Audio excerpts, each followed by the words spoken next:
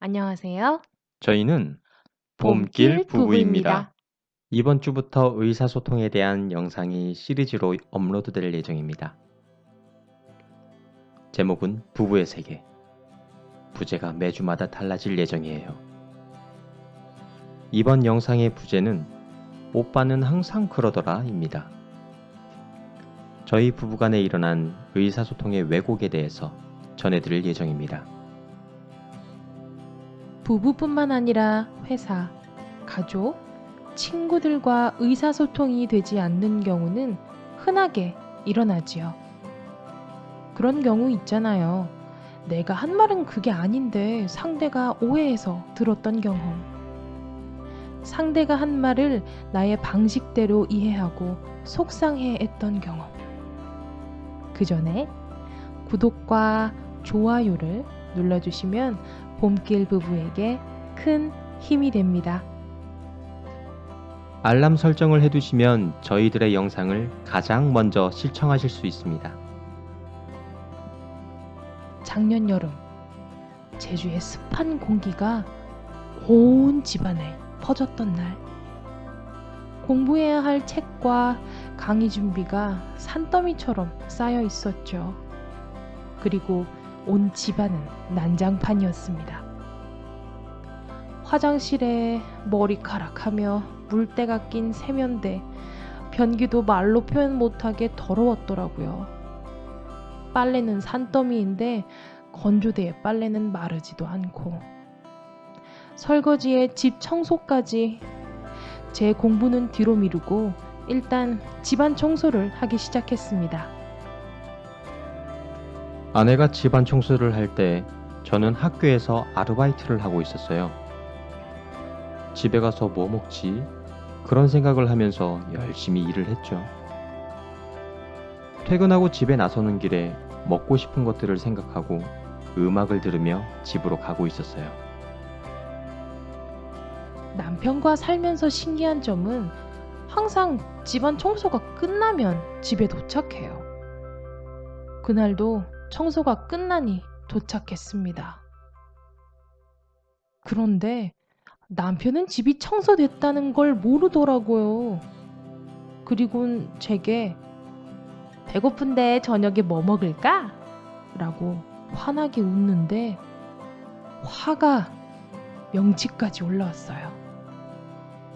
원래 신랑은 눈에 보이는 것에 별로 신경을 쓰지 않는 사람이니까 라고 위로하며 제가 제 입으로 얘기했죠. 오늘 집안 대청소했어. 그때 와 깨끗하다 하더라고요. 아니, 아무 생각 없이 집에 와서 저는 밥을 먹자고 했는데 아내에게 뭔가 싸늘함이 느껴졌어요. 별일 아니겠지 하면서 저녁 뭐 먹을까? 물어봤을 뿐인데 눈에서 레이저가 나오는 것을 보았어요. 저는 뭐지? 뭘 잘못했지? 하는 생각이 들었어요. 다행히 아내는 대청소를 했다고 말을 했고 저는 환상적인 리액션으로 반응했어요. 우와, 깨끗하다! 아침부터 늦은 오후까지 이어진 청소가 끝나고 이제 밥을 차리기 시작했지요. 남편이 씻고 옷을 갈아입는 동안 식사 준비를 하는데 마음이 이상했어요. 남편이 말이 없는 사람인 건 알긴 했지만 이건 해도 너무한 듯 했거든요. 마음속에 이 남자는 항상 집에 변화를 못 봐? 왜 항상 얘기해줘야만 아는 거야? 이 마음을 품은 채로 식사를 시작했어요. 씻으면서도 뭔가 찝찝했어요. 내 리액션이 시원치 않았나? 라는 생각에 밥 먹기 전에 수고했다고 안아줘야지 하면서 얼른 씻었죠. 다 씻고 나왔는데 분위기가 싸늘합니다. 그리고 밥을 먹기 시작했는데 가시방석이었습니다. 말없이 밥을 먹으면서 제 마음은 생각들로 뒤엉켜 있었어요.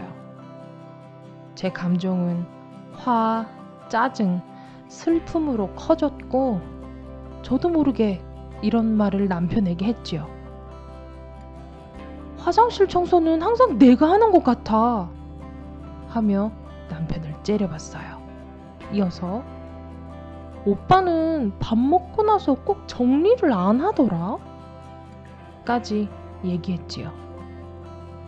남편은 눈을 크게 뜨고 저를 쳐다보았어요. 말을 시작하니 억울한 마음이 더 생겨서 한마디 더 했어요. 왜 항상 나만 해야 하냐고 하며 울기 시작했습니다. 아내의 사면속 펀치에 제 머릿속은 하얗게 변해버렸습니다. 정말 할 말이 없더라고요. 내가 무엇을 잘못했는지 생각해도 떠오르는 게 없었어요. 생각해보니 저도 화가 나기 시작했어요. 그래서 나도 화장실 청소 많이 했잖아. 설거지는 내가 더 많이 했고 항상 자기만 한 거 아니잖아. 그리고 담배를 들고 집 밖으로 나갔어요. 머리를 식혀야만 했거든요. 저희는 감정을 풀지 못했어요. 침대에 세로로 선을 그어놓고 아주 불편하게 잠을 자야만 했어요. 잠을 자면서 생각했죠. 정말 내가 항상 했나?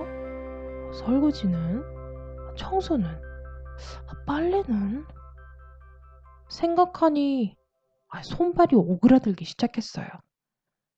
설거지는 저보다 남편이 거의 다 했더라고요. 저는 주로 요리를 했고요. 제가 일을 마치고 돌아왔을 때 신랑이 저 몰래 집 대청소를 했던 때가 마구 떠오르기 시작했어요.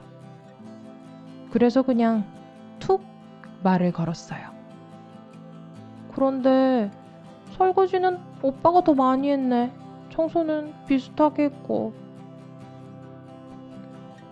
아까는 내가 미안해. 배고파서 자기랑 밥 먹을 생각에 기분 좋아져서 청소한 거 눈에 안 보였거든.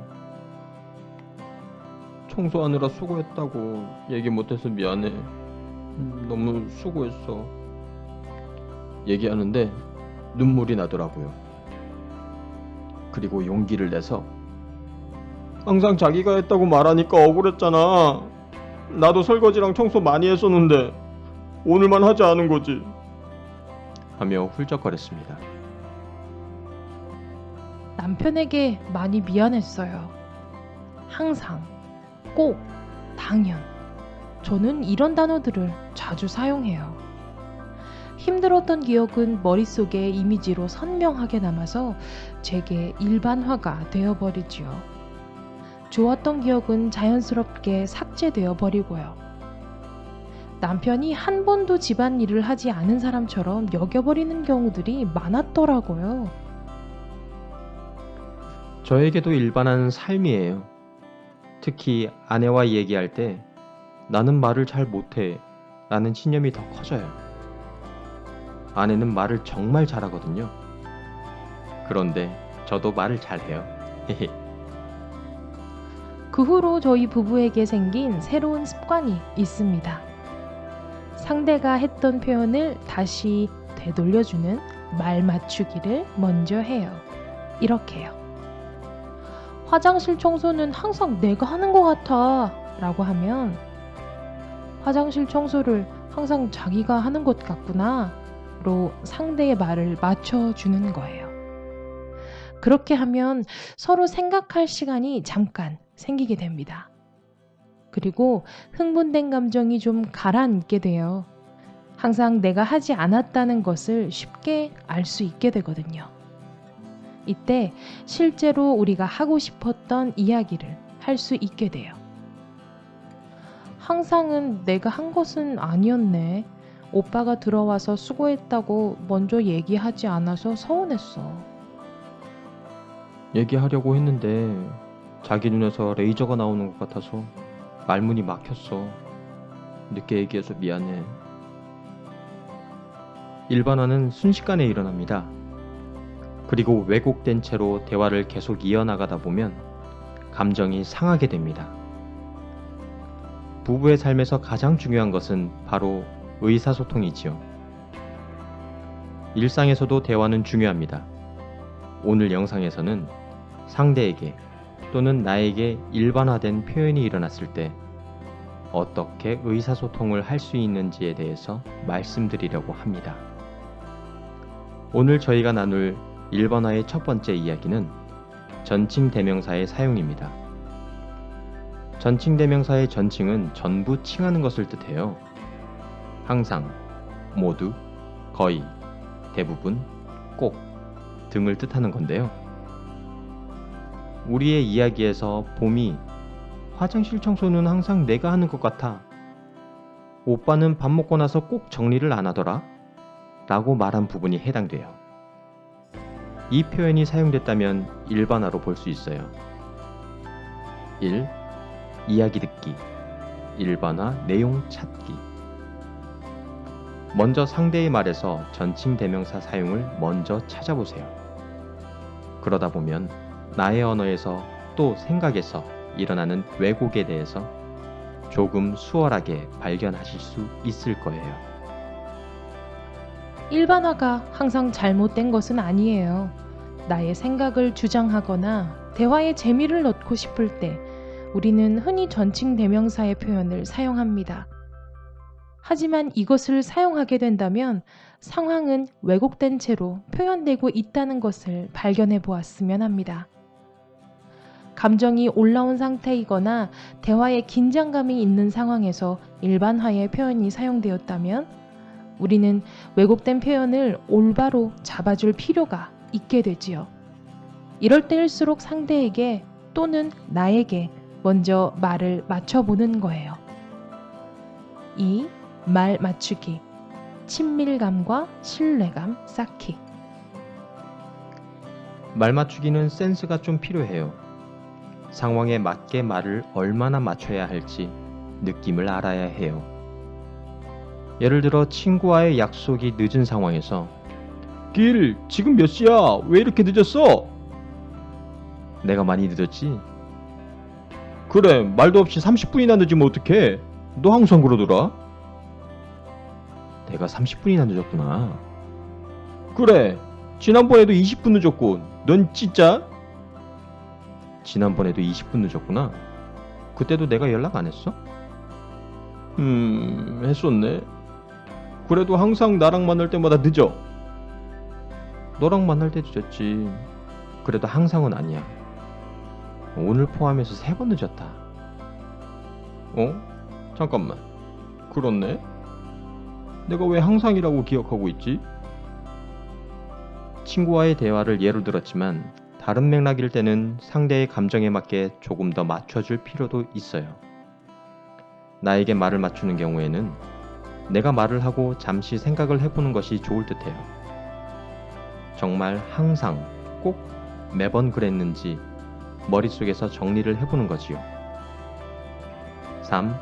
질문하기. 앞선 대화에서 지난번에도 20분 늦었구나. 그때도 내가 연락 안 했어? 너랑 만날 때 늦었지. 그래도 항상은 아니야. 오늘 포함해서 3번 늦었다. 표현이 있어요. 일반화가 일어나는 상황에서 맞추기와 질문하기로 자연스럽게 이어졌어요. 질문하는 부분은 일반화가 일어난 부분에 대해서 구체적으로 물어보는 방법이나 사실을 전해주는 방법이 있어요. 4. 피드백. 피드백 작업은 상대와 대화가 이루어지고 나서 나의 모습을 되돌아보는 작업이에요. 대화에서 일반화 상황 또는 내가 생각을 할 때 일어나는 일반화를 확인하고 맞춰보고 질문해보고 나서 나의 느낌이 어떤지 확인하는 작업입니다. 실제로 우리가 무엇을 배울 때는 생각으로 배우는 것이 아니라 행동으로 배우게 돼요. 그래서 직접 경험을 하고 나서 나의 느낌을 기억하고 다음에 그런 경험이 있을 때 다시 그 느낌을 살려서 행동해보는 것 매우 중요합니다. 내가 나와 소통을 하고 내가 사람들과 소통을 할 때 느껴지는 유대감은 저에겐 소중한 느낌이에요. 그럴 때 가슴 속에 느껴지는 따뜻한 느낌이 온 몸으로 퍼져나가는 느낌이 있거든요. 이번 영상을 보시고 일상에서 꼭 연습해 본 후 몸의 느낌이 어떤지 느껴보세요. 그리고 그 소중한 느낌을 간직하시면 그것이 여러분의 자원이 될 거예요. NLP에 대해서 궁금하신 분들은 저희들의 다른 컨텐츠들을 꼭 시청해 주세요. 구독과 좋아요도 꾹 눌러주시고요. 알람 설정을 해두시면 봄길 부부의 영상을 제일 먼저 시청하실 수 있습니다. 도움이 필요하신 분들은 제주 NLP 코칭센터 뿌리 깊은 나무 홈페이지에 들어오셔서 글을 남겨주셔도 좋습니다. 여러분의 소중한 댓글도 기다리고 있을게요. 봄길 부부는 여러분의 오늘을 응원합니다.